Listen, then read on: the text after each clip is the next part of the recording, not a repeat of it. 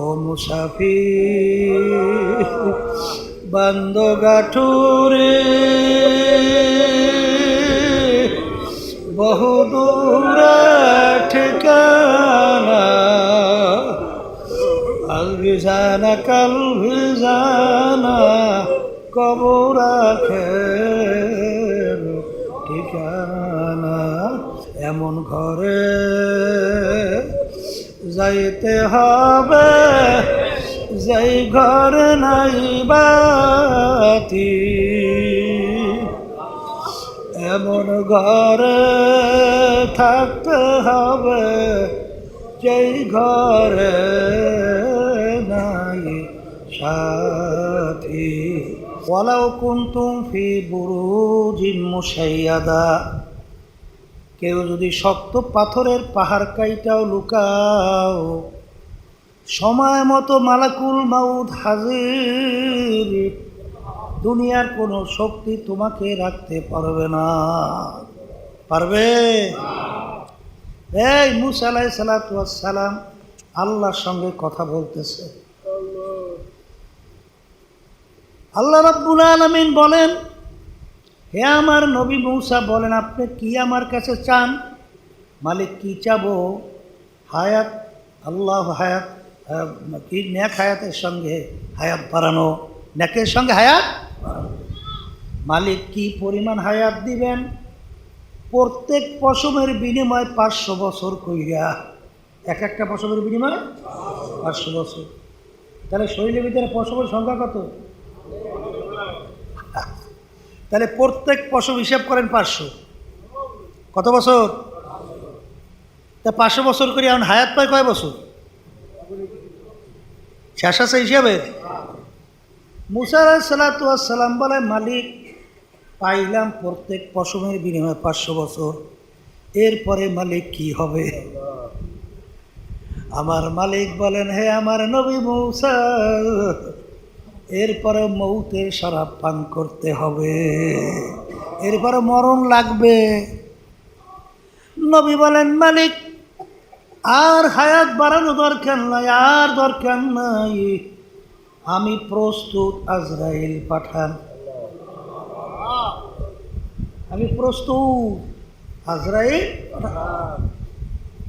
তাহলে মরণ কি আর একটু আসতে কর বলেন লাগবে কথা ঠিক আছে মরণ যেহেতু লাগবে হে দুনিয়াদার পাগল বড় লোক আমার বাবারা পর্দার আড়ালের মা বোনেরা হে বড় শিক্ষিত আমার বাবারা হে বড় সম্পদের মালিক আমার বাবারা হে ক্ষমতা সম্পূর্ণ আমার বাবারা হে পর্দার আড়ালের মা বোনেরা দুনিয়া এবং আখেরাতের অবস্থান সম্পর্কে মোরাকাবা করো চিন্তা করো তারপর দুনিয়া থেকে বিদায় নিয়ে কবরের পথে রওনা করো কারণ কি বাজান রে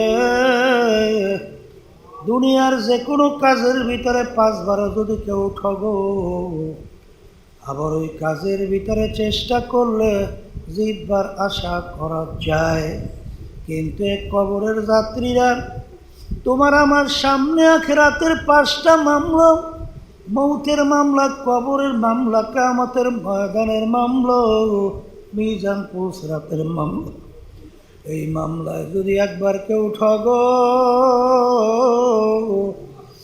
আর দ্বিতীয়বার দুনিয়াতে আসা পিল কইরা জিতবার কিন্তু আর আশা নাই আর দুনিয়া মাজরাতুল আখিরা এই দুনিয়াটা হলো আখিরাতের মামলার তদবিরের জায়গা এর জন্য সাহাবায়ে কেরামদের ইতিহাস পড়লে দেখবেন আল্লাহর ওলিদের ইতিহাস পড়লে দেখবেন বাজার মৌত পর্যন্ত কাঁদতে কাঁদতে মাওলার কবরে গেল আখারে সাহাবায়ে কেরামদের ইতিহাস পড়লে দেখবা বাজার ওমর ফারুক রাদিয়াল্লাহু তাআলা আনহু অর্ধেক দুনিয়ার মতো প্রায় রাজত্ব করলেন বাংলাদেশের মতো প্রায় 200 দেশের রাজা বাজান তার ইতিহাস পড়লে দেখব অনেক সময় রাস্তা দিয়ে হাঁটে ফেজা কুটার নাড়া রাস্তার থেকে উঠাইয়া হাতের ভিতরে তাকাইয়া তাকাইয়া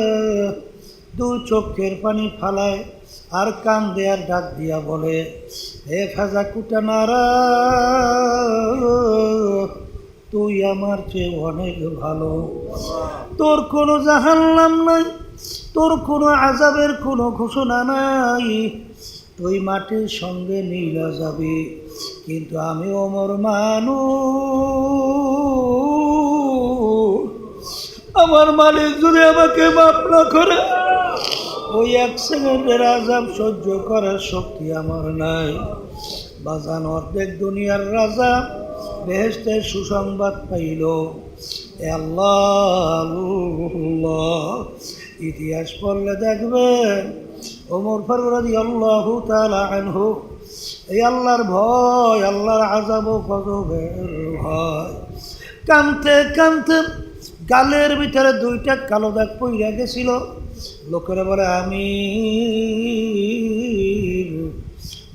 কালো দাগ ভালো দেখা যায় না, ঔষধ লাগান ভালো হবে। তিনি বলেন, আমার সাথীরা, আমার মালিক যখন জিজ্ঞাসা করবে ওমর কি এমন নিয়ে আসছো, আমি বলবো, মালিক তোমার ভয়, তোমার জাহান্নামের ভয়, তোমার আযাব ও গজবের ভয়। কাঁদতে কাঁদতে গালের ভিতরে দাগ পরাইয়ে নিয়ে আসে। আল্লাহু আল্লাহ, আল্লাহর বান্দারা, আসলে তোমার আমার ইমানের অবস্থান, সাহাবায়ে কেরামদের ইমানের অবস্থান। আর বাজান একবারে কমে ইমানের উপরে মজবুতি, মানে ইমানের মজবুতির উপরে ভিত্তি কইরা, যার ইমান যত নির্ভেজাল মজবুত, তার সবের তত পরিমাণ বাইরা যায়। এই জন্য আমার বাজানদেরকে বলবো, ওসমান গনি রাদিয়াল্লাহু তাআলা আনহু, আলী রাদিয়াল্লাহু তাআলা আনহু, বাজান আল্লাহর সাহাবায়ে কেরামদের ইতিহাস পড়লে দেখবেন, আল্লাহর ওলিদের ইতিহাস পড়লে দেখবেন, বরফির আব্দুল কাদের জিলানী রাহমাতুল্লাহ আলাইহি, বাজান তাদের ইতিহাস পড়ে দেখো। আর আল্লাহর ঘরের সঙ্গে মাথাডারে টাকা, আর করু জুড়ে দু চোখের পানি সাইরা কান্দে আর বলে, আমার দয়ার মালিক, আপনি যদি আমাকে মাফ নাই করেন, কিয়ামতের ময়দানে আমাকে অন্ধ করে উঠায়।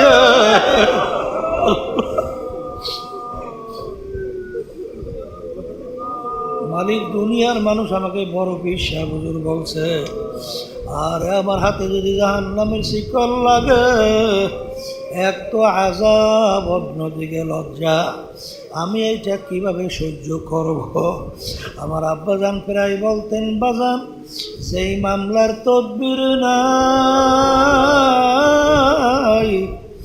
ওই মামলারও কিন্তু খালাস নাই।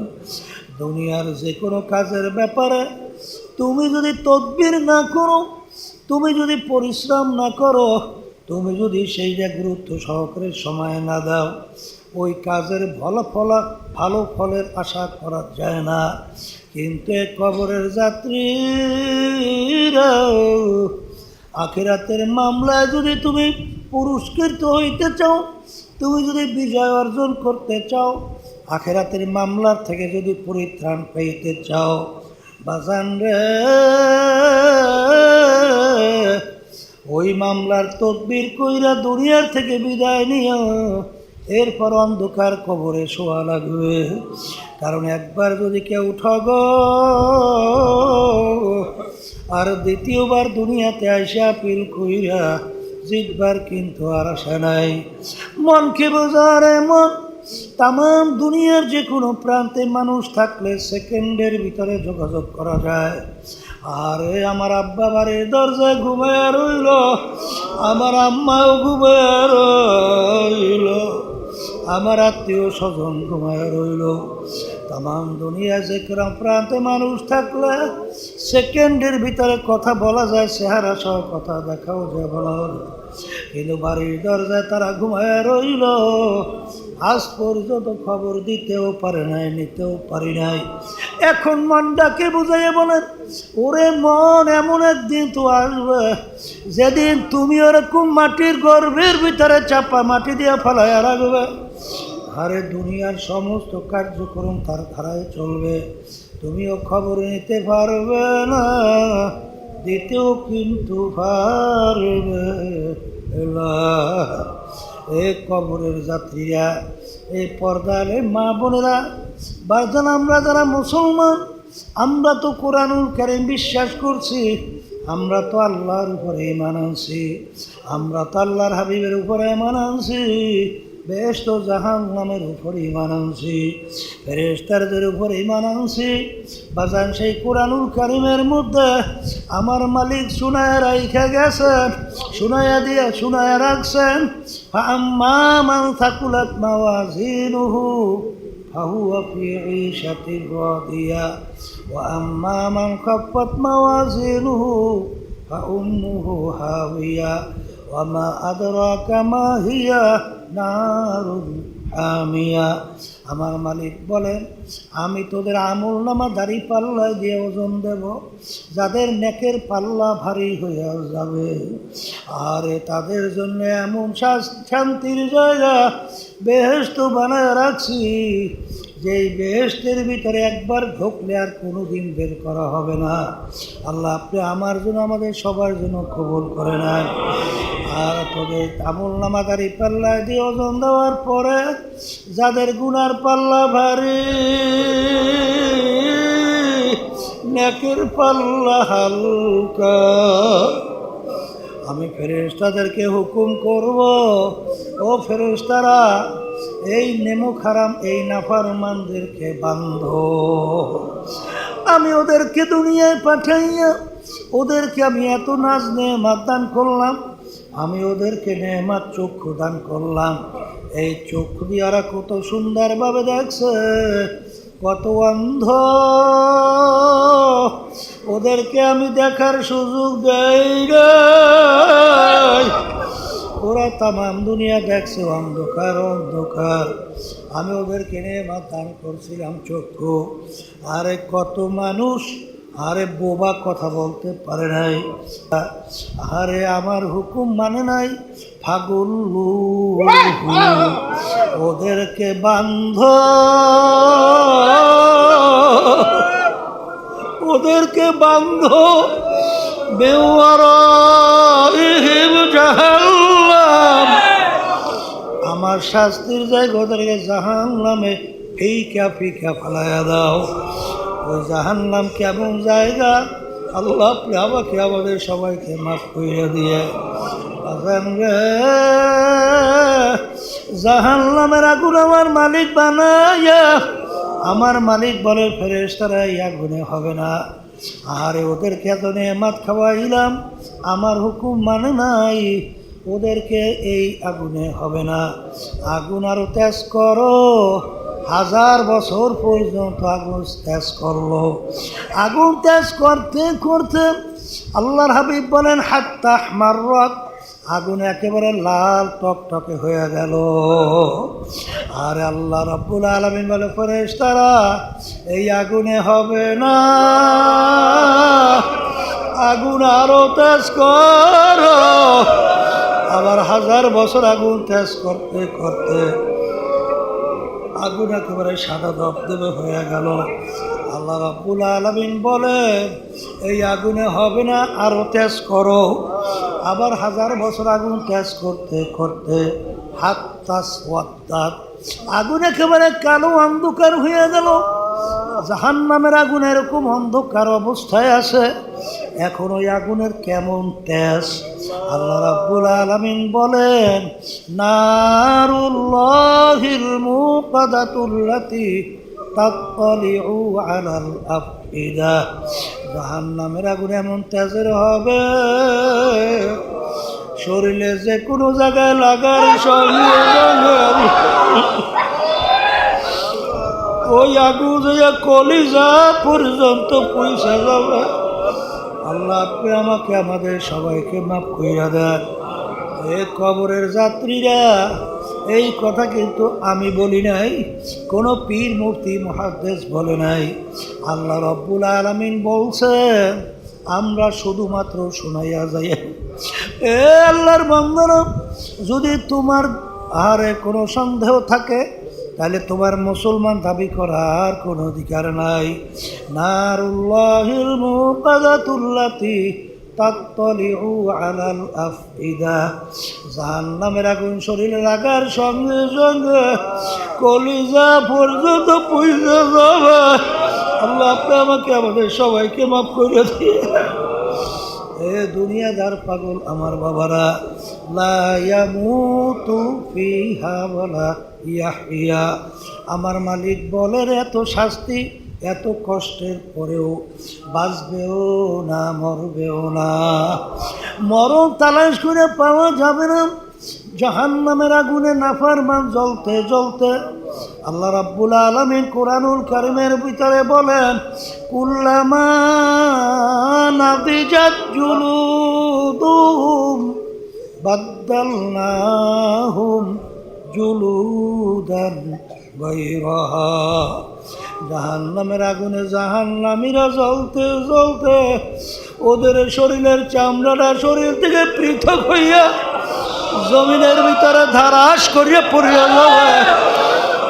লা ইয়ামুতু ফিহা ওয়ালা ইয়াহইয়া, মরবেও না বাঁচবেও না, আবার নতুন চামড়া গজাইয়া যাবে। এ দুনিয়াদার পাগল আমার বাবারা, জাহান্নামীরা জাহান্নামের আগুনে জ্বলতে জ্বলতে আহারে পানির পিপাসা, আহারে চিৎকার মরবে, পানি পানি পানি। জাহান্নামীদের রক্ত পুষ গরম খুইয়া আমার মালিক বলে, ফেরেশতারা সামনে ধরো।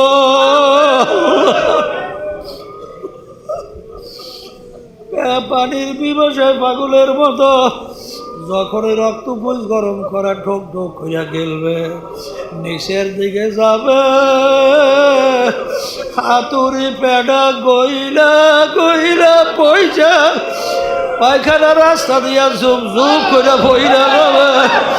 কিন্তু লা ইয়ামুতু ফিহা ওয়ালা ইয়াহইয়া, বাঁচবেও না মরবেও না। এই জন্য আমার বাজানদেরকে বলবো, পর্দারে মা বোনদেরকে বলবো, মুসলমান বলতেই কিন্তু মন চায় গুনার থেকে ফেরবে, নেকের কাজ করবে, নেকের পাল্লা ভারী করবে, আর এই গুনার পাল্কা হালকা নিয়া ইমানকে নির্ভেজাল মজবুত কইরা তারপর অস্থায়ী জিন্দিগি দুনিয়ার থেকে বিদায় নিয়া স্থায়ী জিন্দিগি আখেরাতের জিন্দিগি থেকে রওনা করবে। কিন্তু বাজান রে, শয়তান এবং নফস আম্মারা এবং মানুষ শয়তান তোমার আমার পিছনে শত্রু হিসাবে লাইগা আছে। আমার আল্লাহ বলেন, ইন্না শাইতানা লাকুম আদুউন ফাত্তাখিযুহু আদুওয়া, শয়তান তোমাদের জাহের বায় প্রকাশ্যে শত্রু। বাজান, আমাকে তোমাকে ন্যাক কাজে বাধা দেয়, দুনিয়াকে এমনভাবে উপস্থাপন করে, আল্লাহ বলেন চাকচিক্যময় কইরা উপস্থাপন করে, যাতে তোমাদের দেল মন ওদিকে ঝুইকা পড়ে। এ দুনিয়াদার পাগল আমার বাবারা, এই শয়তানের চাকচিক্যময় দুনিয়া এবং ওই শয়তানের ধোঁকা থেকে, নফসে আম্মারার ধোঁকার থেকে বাঁচার জন্যই আমার মালিক বলেন, কোনো তোমরা সাদিকিন বান্দাদের সঙ্গী হইয়া যাও। বাজান রে, আমাদের এই তরিকার নাম হলো চিশতিয়া সাবিরিয়া তরিকা। এই তরিকার 5টা ঔষধ আল্লাহর কুতুবেরা তোমার আমার জন্য রেখে গেছেন। 2 ঔষধ মহিলাদের জন্যে। বাজান, যদি ঠিক মতো ঔষধ পালন করতে পারো, আমার আব্বাজান বলতেন, আল্লাহর রহমতের উপর ভরসা কইরা বলতে পারি, আল্লাহর ফজলে করমে শয়তান এবং নফস তোমাকে আল্লাহর ফজল ও করমে গুনার দিকে নিতে পারবে না। দিনের দিন তোমার দিন আল্লাহর ফজল ও করমে নেকের দিকে চোখতে থাকবে। তোমার আগে চোখে পানি আসতো না, কিন্তু যখন গুনার কথা মনে পড়বে আর আযাব গজব জাহান্নামের কথা মনে পড়বে, তখন জোর কইরা চাইপাও চোখে পানি রাখতে পারবা না। বাজান আল্লাহর ফজল ও করমে দেখা গেল বাংলাদেশ নয়, তামাম দুনিয়ার মধ্যে বাজান লক্ষ লক্ষ কোটি মানুষ আল্লাহর কুতুবদের এই পরামর্শ অনুযায়ী ঔষধ ব্যবহার করার পরে আল্লাহর ফজলে কেউ ঠগে না। আগে নামাজ ভালো লাগতো না, আল্লাহর ফজল ও করমে এখন নামাজ ছাড়তে পারে না। আগে বিভিন্ন শয়তানি বদমাইশের ভিতরে লিপ্ত, আল্লাহর ফজল ও করমে এখন সেদিক থেকে ফেরার শক্তি আল্লাহ দান করে। আরে আগে আমার মালিকের নাম ভালো লাগতো না, এখন আমার মালিকের নাম এমন মজা লাগে যখন আল্লাহ বলে জবাব দিয়া ছাড়ে, তখন তাদের কলিজারা অন্তরটা কলবটা ঠান্ডা হইয়া যায়। আলা বিযিকরিল্লাহি তাতমাইন্নুল কুলুব। আমার মালিক বলেন আমার নামের মধ্যেই তোদের অন্তরের শান্তি। এই জন্য আমার বাজানদেরকে বলবো, পর্দা আলে মা বোনদেরকে বলবো, দুনিয়ার যে কোনো কাজে একটা সময় থাকে, তারিখ থাকে, নির্ধারণ করা থাকে, কিন্তু এ কবরের যাত্রীরা তোমার আমার মৌতের কোনো সময় নাই, তারিখও নাই। আর একবার যদি দুনিয়া থেকে বিদায় নিয়ে কবরে যাও আর দ্বিতীয়বার ফেরত আসা যায় না। আমার আল্লাহ বড় দয়ার, আমার আল্লাহ বড় মায়ার। আমার মালিক অপেক্ষা থাকে কখন আমার বান্দা বান্দি আমাকে আল্লাহ বলে ডাক দিবে, সঙ্গে সঙ্গে আমি বান্দা বান্দি ডাকে সাড়া দেব। আমার মালিক বড় দয়া, আমার মালিক বড় মায়া। আমার মালিকের কাছে দুই হাত উঠাইয়া দু চোখের পানি ফালাইয়া দেহ যদি নরম না হয়, মন কি বুঝাও রে মন, এমন ঘরে যাইতে হবে যেই ঘরে নাই বাতি, এমন ঘরে থাকতে হবে যেই ঘরে নাই সাথী। ও মুসাফির বান্দো গাঠুরে বহু দূরে ঠিকানা, আল বিজানা কাল বিজানা কবর আখের ঠিকানা। আল্লাহুম্মা আমিন। এ ঘরের মেয়ে লোকেরা হাত উঠা, আল্লাহর কথা